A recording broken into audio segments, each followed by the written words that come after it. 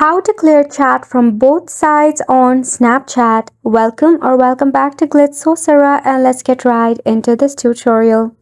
To clear chat from both sides of your Snapchat, it is pretty simple. Firstly, tap open your Snapchat application. Once you are in here, you can go ahead and tap on your bit emoji option at the top. Scroll down and select the conversation in which you want to clear chat from both sides. Then you need to go to Chat and Notification Settings from the list of options. If you tap on Clear from Chat Feed, the conversation will not delete entirely. So what we actually have to do is we have to set Delete Chats after View.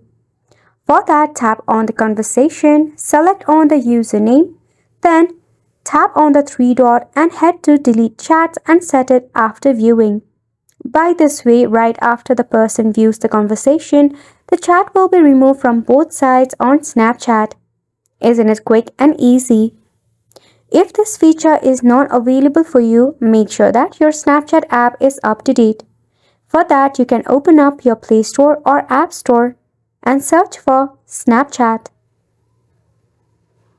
In here, if there is an update, just tap on it and leave it for an update.